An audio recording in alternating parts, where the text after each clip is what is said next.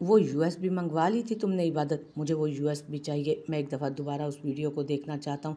कल सुनवाई है और मैंने बहुत सारी चीज़ें क्लियर करनी है अपनी। वो ऑफिस रूम से बाहर आते उससे पूछने लगा। हाँ, वो दरअसल मैंने बहुत दफ़ा फ़ोन करने की कोशिश की लेकिन नाज़मा मेरा फ़ोन नहीं उठा रही। तो दोबारा कोशिश करो इबादत, टाइम नहीं है। मुझे वो वीडियो आज ही चाहिए, जल्दी करो। वो उसे कहते हुए वापस अपने ऑफिस की तरफ चला गया, जबकि उधर इबादत बार बार नाज़मा को फ़ोन करने लगी, जो ना तो फ़ोन उठा रही थी और ना ही उसकी टेंशन ख़त्म हो रही थी। क्या हुआ इबादत, इतनी परेशान क्यों? आयशा चाय का कप उसके सामने रखते पूछने लगी। आयशा, वो नाज़मा फ़ोन नहीं उठा रही। कल कोर्ट में सुनवाई होगी, उस लड़की का जैसे कोई अता पता ही नहीं है। बहुत परेशानी हो रही है। ज़रान अलग से गुस्सा हो रहे हैं कि वो वीडियो वापस मंगवानी है। वो उसे देखते हुए बताने लगी और साथ साथ फ़ोन कॉल भी जारी थी। कहीं मसरूफ़ होगी, 3 बेटियां हैं उसकी, थोड़ी देर बाद कोशिश कर लेना। आयशा ने कहा, कल से फ़ोन कर रही हूँ और बार बार कर रही हूँ, अल्लाह करे खैर ही हो, कोई मसला ना हो गया उसके साथ। मैं ऐसा करती हूँ, आज रात को घर जाते हुए उसके घर से होकर आती हूँ, कुछ पता तो चले। वो आयशा को देखते हुए कहने लगी। हाँ ठीक है, ऐसा ही कर लो, खुद पता चल जाएगा वहाँ जाकर के फ़ोन क्यों नहीं उठा रही। वैसे कल जब तुम ऑफिस नहीं आई तो वो आई थी, मुझसे सर का पूछा तो मैंने कह दिया वो ऑफिस में है। उस वक्त सर मसरूफ़ नहीं थे, ज़्यादा देर नहीं रुकी थी, तकरीबन 5 मिनट रुकी होगी। आयशा उसे देखकर बताने लगी, जिस पर उसने हाँ में सर हिलाया। अब ये तो वो जानती थी कि ज़रान उसे कल ही बता चुका था इस बारे में, क्योंकि हाँ, लेकिन उसकी परेशानी की वजह फ़िलहाल कुछ और थी। कितनी बड़ी गलती कर दी थी उसने। काश वो यूएसबी वाली वीडियो कॉपी कर लेती। वो बहुत खुश थी क्योंकि सिर्फ 3 दिन में ही उसके बाबा की शिफ्टिंग घर पर की जा रही थी और शहीर ने स्पेशली बाबा जान के लिए नया कमरा भी तैयार करवा दिया था और अब वो उस कमरे में बाबा का सारा सामान शिफ्ट कर रही थी जिसकी उन्हें ज़रूरत हो सकती थी। ऐसा करो, शॉपिंग पर चली जाओ, बाबा को जिस जिस चीज़ की ज़रूरत होगी वो सब तुम ले आओ। अम्मी भी बाज़ार जाने वाली हैं तो तुम भी चली जाओ उनके साथ ही। बाकी डॉक्टर की हिदायत के मुताबिक जो जो चाहिए होगा वो हम ले आएंगे। बाबा की ज़रूरत का सारा सामान तुम ले आओ जाकर। वो बाबा के कमरे की ठीक से सफाई करवा रही थी जब वो अंदर दाखिल होते हुए बोला। वैसे तो बाबा का कमरा बिल्कुल ठीक और साफ़ सुथरा था, लेकिन उसने खुद ही कहा था कि बाबा के कमरे की ठीक से सफाई करवाऊँ और तैयारी करो उनके आने की। वो अकेले बैठे न जाने क्या क्या सोचती रहती थी और शहीद चाहता था वो अपनी सोचों से बाहर निकलकर सिर्फ़ और सिर्फ अपने बाबा के बारे में अब सोचे। हाँ, मैं चली जाती हूँ, बाबा के कपड़े ले आऊँगी और बाकी ज़रूरत की कुछ और चीज़ें भी। वो उसे देखते हुए बोली थी जब शहीद ने अपना कार्ड निकाल कर उसके हवाले किया, लेकिन कार्ड को थामते वो कुछ हिचकिचा सी गई। अब क्या हुआ? तुम्हारी चाची ताई ने क्या तुम्हें मेरे पैसे भी इस्तेमाल करने से मना कर दिया है? वो उसे देखते हुए सवाल करने लगा। नहीं, ऐसी बात नहीं है। वो कार्ड थाम कर बस इतना ही बोली थी। ज़िंदगी में कभी कभी अपनों पर एतबार करना चाहिए और यकीन करो तुम्हारा मुझसे ज़्यादा अपना और कोई नहीं है। मैं तुम्हें अपनी सफाइयाँ नहीं दूंगा और ना ही कुछ कहूँगा। मेरी गवाही तुम्हारे बाबा देंगे क्योंकि वो खुद तुम्हें बताएंगे। एक दफ़ा उन्हें ठीक तो होने दो, लेकिन याद रखना, जो तुमने मेरा एतबार ना करके मुझे तकलीफ़ पहुँचाई है ना, उसकी कोई माफ़ी नहीं होगी। वो रिश्ते जो कल तक सिर्फ धोखा थे, फ़रेब थे, आज वो तुम्हें सच्चे लगने लगे हैं और मैं जो तुम्हारा वाहिद सच्चा सहारा हूँ, मैं तुम्हें झूठा लग रहा हूँ। खैर कोई बात नहीं, तुम्हारी अपनी सोच है, मैं इस बारे में कुछ नहीं कहूँगा, लेकिन मौका दे रहा हूँ, अब भी वक्त है। लौट आओ अपने असल के पास। ये ना हो कि बाद में सिवाय पछतावों के और कुछ ना रहे तुम्हारे पास। वो बस अपनी बात मुकम्मल करता हुआ कमरे से निकल गया, जबकि अरूज ने उसे जाते हुए देखा और फिर अपने दिमाग से तमाम सोचें निकालते बाबा के आने की तैयारी करने लगी। ये सब क्या है ज़ोरिश बेटा? अम्मी अचानक कमरे में दाखिल हुई तो कमरे में बिखरे हर तरफ फूल देखकर हैरान रह गई। वो अम्मी, दरअसल वो मुझसे नाराज़ है ना। बारिक तो उन्हें मनाने की एक छोटी सी कोशिश कर रही थी। वो कुछ शर्मिंदा होते हुए कहने लगी। कमरे में लगी जगह जगह कैंडल्स को देखते उन्होंने एक नज़र बेड को देखा, जहाँ खूबसूरत गुलाबों का बुके था और साथ ही एक छोटा सा कार्ड भी था जिस पर सॉरी लिखा था। मेरी प्यारी बहू मेरे बेटे को मनाने की कोशिश करना चाहती है। Good, very good. चलो देर से ही सही, अकल तो आई ना। अब मेरे बेटे को मना लेना, ज़्यादा देर उसे रूठा मत रहने देना, वरना बिल्कुल अच्छा नहीं होगा। वो उसे देखते हुए बोली तो वो मुस्कुराकर हाँ में सर हिला गई। जी अम्मी, इंशाल्लाह मैं तो उन्हें मनाने की पूरी कोशिश करूँगी, बस आप दुआ करें कि वो मान जाए। वैसे इतने सब कुछ के बाद चांसेस तो हैं उनके मानने के। वो हल्का हल्का सा मुस्कुराई। अब भी अगर नहीं माना तो पकड़ कर मेरे पास ले आना, कान खींचूंगी उसके कि मेरी मासूम सी बहू को इतना सता रहा है। अम्मी को उसकी मासूमियत पर तरस आया था। वो उसे वो उसे मनाने के जतन कर रही थी और वो था कि मुंह ही नहीं लगा रहा था, बल्कि अब तो उठते बैठते ताने भी मारता था। जब भी वो उसे पुकारती आगे से कहता, क्या हुआ, मेरी दुल्हन मिल गई क्या, मैं दूल्हा बनने को तैयार हूँ। जहाँ सब घर वाले उसकी इन हरकतों से लुत्फानंदोज होते थे, वहीं मासूम सी जोरिश पर उन्हें तरस भी आता था, वो जो उनके जुल्मों का शिकार हो रही थी। हाँ, ये जुल्म ही तो था उस पर, उसकी नादानी को माफ़ करने को कोई तैयार ही ना था। अब वो सब उसे कैसे समझाते कि उसे अक्ल आ गई है, अब आइंदा वो इस तरह की कोई गलती नहीं करेगी। लेकिन वो था कि कुछ समझने को तैयार ही ना था। उन सब के सामने हल्का सा मुस्कुरा देता, उन्हें ये क्लियर करने के लिए कि वो सिर्फ ऊपर ऊपर से नाराज़ है। लेकिन जोरिश बेचारी तो उदास हो जाती थी उसकी इस तरह की नाराज़गी पर। और सच यही था कि जोरिश की उदासी उस घर में कोई भी बर्दाश्त नहीं कर सकता था। वो सब चाहते थे कि उनकी बच्ची हंसती मुस्कुराती रहे, वो हरदम चहकती रहे। उसकी मुस्कुराहट उन सबको अजीज़ थी, लेकिन आजकल तो बस मुंह बनाकर मुँह ही मुँह में बुड़बुड़ाती रहती थी। जहाँ सब उसकी हरकतों को एंजॉय कर रहे थे, वहीं सब ये भी जानते थे कि जल्द से जल्द बारी की नाराज़गी ख़त्म हो जाएगी। और अब उनकी बहू बारी की नाराज़गी को ख़त्म करने के लिए जतन कर रही थी। बस अब उनका लाडला मान जाएगा।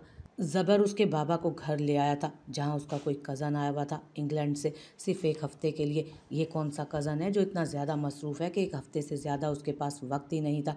वो गाड़ी से उतरते उससे सवाल करने लगा, मिकी। उसने फ़ौरन जवाब दिया तो उसे घूर कर रह गया। मिकी वो वही कज़न है जिसके साथ तुम्हारी शादी होने वाली थी, पहले बता देती तो मैं तुम्हें यहाँ लाता ही नहीं। वो उसे घूर कर कहता अंदर की तरफ कदम बढ़ा गया, इसीलिए नहीं बताया, आपकी नीयत ख़राब थी, मैं पहले से ही जानती थी। आपको मिकी से जेलस होने की बिल्कुल ज़रूरत नहीं, वो बिल्कुल मेरे भाइयों जैसा है, हमेशा से भाइयों जैसा ही था। बस बाबा उसकी मेरे साथ शादी करवाना चाहते थे, और फिर बाबा की कज़न को भी अपने बेटे के लिए मैं पसंद आ गई थी। हालांकि मिकी भैया मुझे हमेशा अपनी बहनों की तरह ट्रीट करते थे। हाँ, लेकिन उन्हें मेरे से शादी करने में भी कोई मसला नहीं था, क्योंकि मैं बहुत ब्यूटीफुल हूँ ना, वो अंदर आते उसे बता रही थी। उसके इस तरह से कहने पर उसने एक नज़र उसे देखा, और ये बात तुम्हें किसने बताई कि तुम बहुत ब्यूटीफुल हो, उसे देखते सवाल करने लगा। मिकी भैया ने फ़ौरन जवाब आया, तुम्हारे मिकी भैया तो तुम्हें कभी इस नज़र से देखते ही नहीं थे, तो फिर शादी के लिए फ़ौरन राज़ी कैसे हो गए, और तुमसे ये क्यों कहा कि तुम ब्यूटीफुल हो।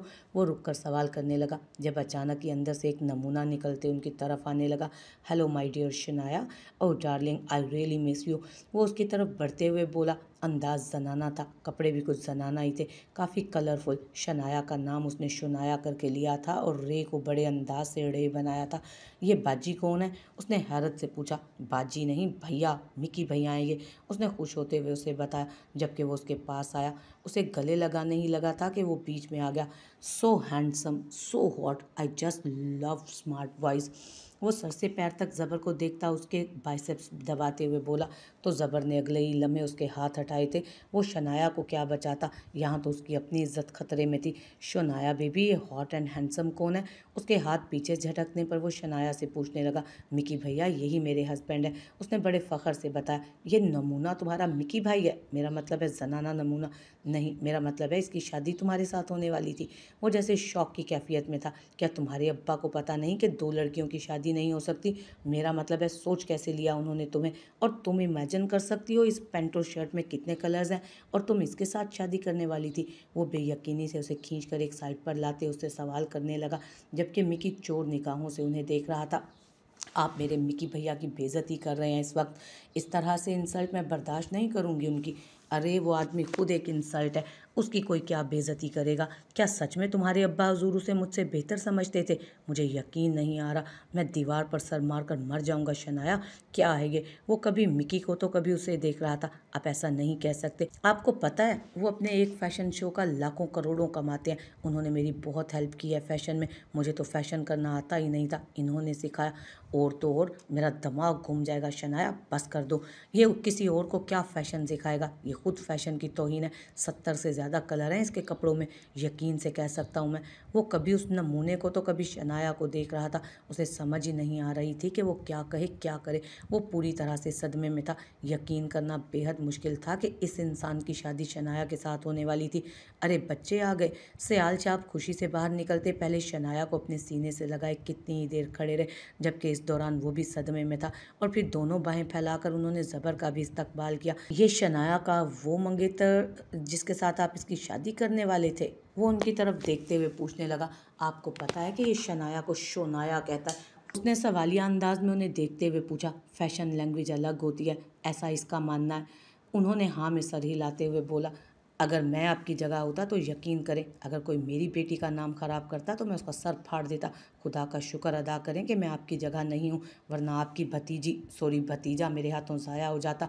वो कहते हुए आगे बढ़ गया, जबकि वो अब तक सदमे से बाहर नहीं निकल पाया था। मैं अच्छा फोटोग्राफर नहीं हूँ, लेकिन मैं कोशिश करूँगा तुम्हारी अच्छी तस्वीरें बनाने की। वो मोबाइल पकड़े उससे बोला था, अच्छी क्या होती हैं? बहुत अच्छी पिक्चर्स बनानी है आपने, और अगर पिक्चर्स अच्छी नहीं हुई तो शायद मैं आप पर एतबार करने के बारे में सोच भी ना सकूं। वो पहाड़ी के ऊपर चढ़ते हुए उसे पोज दे रही थी। खुदा के लिए, मैं पहले ही कंफ्यूज हूँ, मुझे और परेशान मत करो, सीधी खड़ी हो जाओ। वो शायद दुनिया का सबसे मुश्किल काम कर रहा था, इसीलिए उसे देखते हुए बोला, जिस पर ईजा ने उसे घूरा, मिस्टर, अगर मैंने सीधा ही खड़े होकर तस्वीर बनानी है तो सेल्फी ना बना लेती, आपको क्यों वहाँ खड़ा किया है? पीछे से सारी सीनरी आनी चाहिए, पिक्चर्स इतनी खूबसूरत हो कि बस सब देखते रह जाएं। जलें बनाए ना जल्दी, चलें बनाए ना, कितनी देर से खड़ी हूँ मैं? वो ऐसे ही पोज देते हुए बोली थी, जबकि दानियार ने पूरी को वो उसे पोज देते हुए बोली थी, जबकि दानियार ने पूरी कोशिश की थी एक अच्छी तस्वीर बनाने की। आप बैठ कर बनाएं तो वो व्यू ज़्यादा अच्छा आएगा। उसने उसे नीचे बैठने का इशारा किया। दानियार मरता क्या ना करता, बैठते हुए उसकी तस्वीर बनाने ही लगा था, जब अचानक किसी ने उसके कंधे पर हाथ रखा। दानियार, आई कैंट बिलीव ये तुम हो, मैं यकीन नहीं कर पा रही। एडवर्टीजमेंट इंडस्ट्री का सबसे बड़ा नाम, द बिलियनियर दानियार शाह। एक बेहद हसीन लड़की उसके सामने खड़ी थी, जबकि वो भी मुस्कुराकर हाँ में सर हिलाता उसका हाथ थाम चुका था। हाय रानिया, मुझे यकीन नहीं आ रहा, इतने सालों बाद तुम्हें देखकर खुशी हो रही है। वो मुस्कुराकर उससे बोला, जबकि ईजा भी उसके पास चली आई। Meet my beautiful wife, my life, Mrs Iza Daniyar Shah. और ईजा, ये रानिया है, मेरी कॉलेज फेलो, हम तकरीबन 8 साल के बाद मिल रहे हैं। उसने मुस्कुराते हुए से बताया, आपसे मिलकर खुशी हुई। वो उससे हाथ मिलाते हुए बोली, खुशी? मैं तो खुशी से पागल हो रही हूँ। तुम्हें पता है हमारे कॉलेज में सबसे ज़्यादा हैंडसम और मगरूर होने का खिताब दिया जाता था मिस्टर दानियार शाह को। बात सिर्फ उस लड़की से करते थे जो पसंद आती, बाकियों को मुंह ही नहीं लगाते थे। अब समझ में आ रहा है नज़र कहाँ पर थी। इतनी खूबसूरत लड़की के लिए तो शायद खुद को बचा कर रखा था मिस्टर दानियार शाह ने। वो उसे देखते हुए बोल रही थी, जबकि दानियार ने मुस्कुराकर नफ़ी में सर हिलाया। बेफिक्र हो जाओ रानिया, मेरी बीवी मेरे पुराने फेसेस के बारे में सब कुछ जानती है, तुम्हें कुछ छुपाने की ज़रूरत नहीं। मेरे बारे में कुछ भी झूठ मत बोलो, वो जानती है कि मैं उसके लिए खुद को बचा कर नहीं रख चुका था। वो मुस्कुराते हुए बोला तो रानिया थोड़ी सी शर्मिंदा हो गई। मैं इसकी दोस्त नहीं थी, क्योंकि मैं उस टाइप की नहीं थी, लेकिन इसने मुझे एक दफ़ा कहा, रानिया तुम अच्छी लड़की हो। एंड यू नो वॉट, एक प्ले बॉय के मुंह से इस तरह की बात सुनना मेरे लिए उस वक्त काफ़ी हैरत अंगेज़ था, लेकिन मुझे बहुत देर के बाद समझ आई कि उसने ऐसा क्यों कहा, क्योंकि तुमने मेरे दोस्त के प्रपोजल को ठुकरा दिया था। दामियार हंसते हुए बोला, हाँ खैर, कहाँ ठहरे हो तुम लोग? यकीनन हनीमून के लिए आए होगे। वो मुस्कुराकर बात बदल गई, यहीं एक होटल है, देश परदेश, काफ़ी खूबसूरत जगह थी, तो हमने वहीं पर रूम बुक करवा लिया। ओह ग्रेट यार, मैं भी वहीं पर, मेरा रूम भी वहीं पर बुकड है, चलो होटल में मुलाकात होगी तुमसे। वो एक दफ़ा फिर से उसे हाथ मिलाते हुए बोली, जबकि ईज़ा बाय करते हुए एक दफ़ा फिर से उसी जगह पर जाकर खड़ी हो गई। दामियार ने एक नज़र उसके चेहरे को देखा, जहाँ सुकून ही सुकून था। मैं ऐसा करती हूँ, मैं बैठ कर ना ऐसे पोज देती हूँ, आप अच्छी सी प्यारी सी तस्वीर बनाइएगा। वो बिना कुछ बोले एक दफ़ा फिर से तस्वीरें बनाने में मसरूफ़ हो गए, तो दामियार भी उसकी सोचें अपने दिमाग से झटक कर उसकी तस्वीरें बनाने लगा।